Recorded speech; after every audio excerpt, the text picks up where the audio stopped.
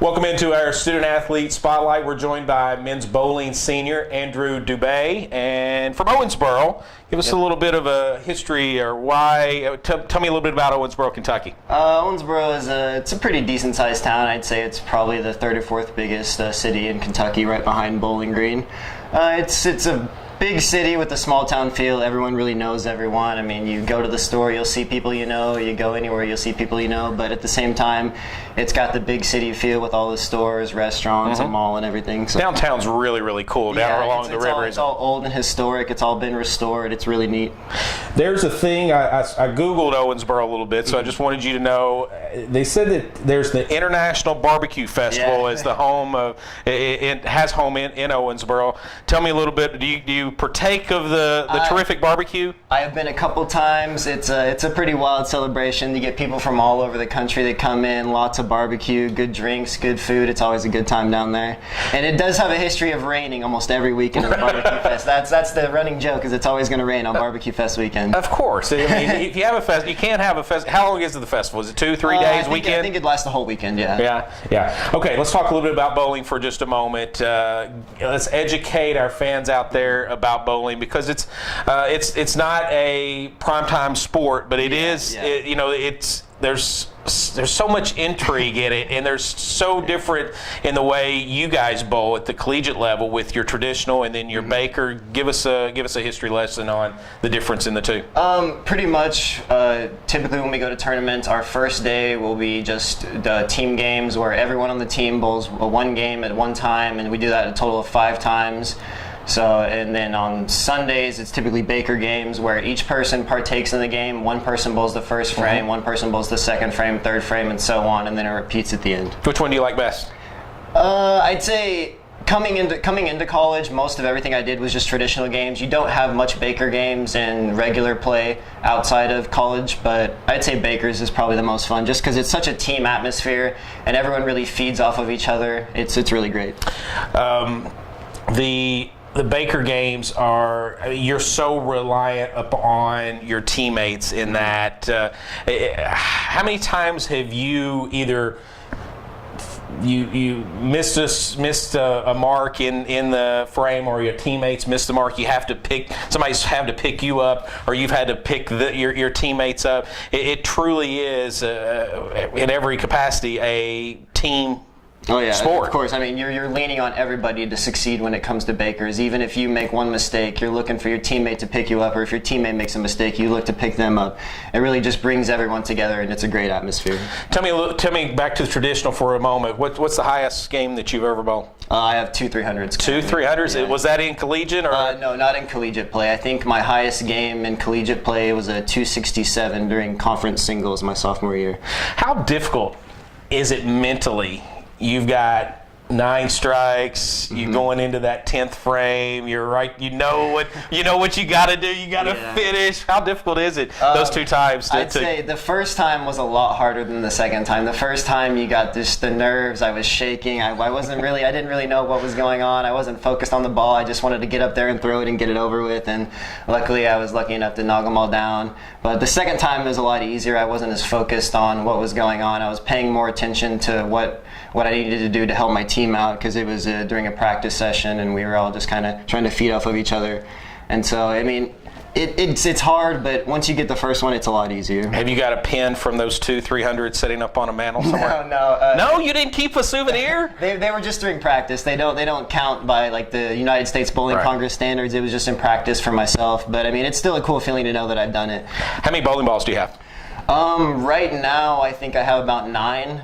I typically try to recycle my old ones, give them away back to my high school to kind of donate back to those kids. Sometimes I'll sell them if I didn't really like it, didn't get to use them much.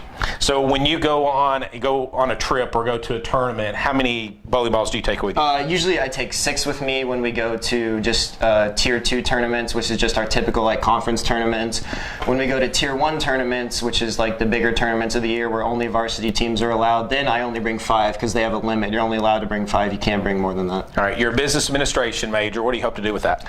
I actually plan on going to work back at the hospital with my dad in the IT department. My emphasis is in computer information systems, so I really got into a lot of the programming and reading data languages and all that kind of stuff. What's your favorite class that you've had here at Lindsey Wilson? Oh, my favorite class. That's a tough one. I would have to say any class with John Howery, because he's just a great guy. He's a hilarious professor. He's always got a story to tell. Always an entertaining day in his class. Talk about a typical day for not just yourself, or I guess you could actually lean on your experience, obviously, but for a typical day for a bowler at Lindsey Wilson. Obviously, you have class in the morning, practice, I assume. Talk a little bit about that. Well, this year we've been doing morning workouts on Mondays and Wednesdays. So Mondays and Wednesdays we get up at 7:20, get to the gym, work out. Then I usually have an 8 a.m. class after that, go to class, get all that out of the way. Usually have a little bit of downtime before practice to study, eat. Usually we practice in the afternoons for about 2 to 3 hours at a time. What's the greatest thing about your sport? The greatest thing about my sport is just how it can be so individually focused at sometimes, but then super team focused at other times. There's times where I'm working on myself, and there's times when I'm leaning on my team to help me out, and that's what I really love about it. All right. You have bowling, you have your studies.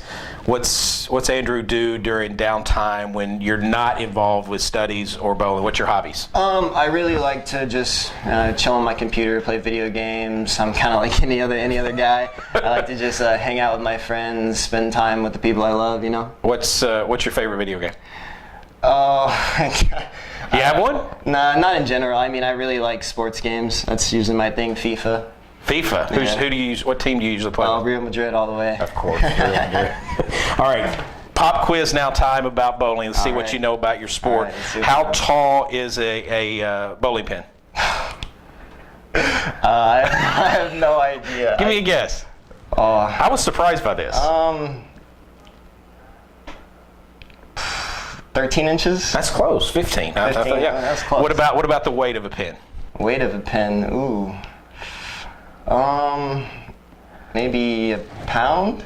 3 pounds, 6 ounces. Yeah. I was a little surprised. Maybe that's why it's so hard to knock them down all the time. All right, final question. I'll let you get out of here. You roll, you hit your mark, perfect ball in the pocket. They scatter. One pin or splits there. How do you bounce back mentally from knowing that you did everything you possibly could do and it still didn't produce a strike? I'd say that's probably one of the toughest parts of this sport. Is it's really mental. That's like the biggest thing. Like you can do everything physically correct and you're still not going to achieve what you wanted. I'd say that's been the biggest change for me coming in here as a freshman to a senior. I wasn't as strong mentally when I was a freshman. If that would happen to me, if I'd throw a good shot, get a bad break, it'd really throw me off and I'd throw 2 more bad shots after that before I'd get myself back on track. But this year I feel like mentally I've grown a lot, and just whenever you have those bad shots, you just get up and do it again and know that luck's not going to be on your side every time, but most of the time it will.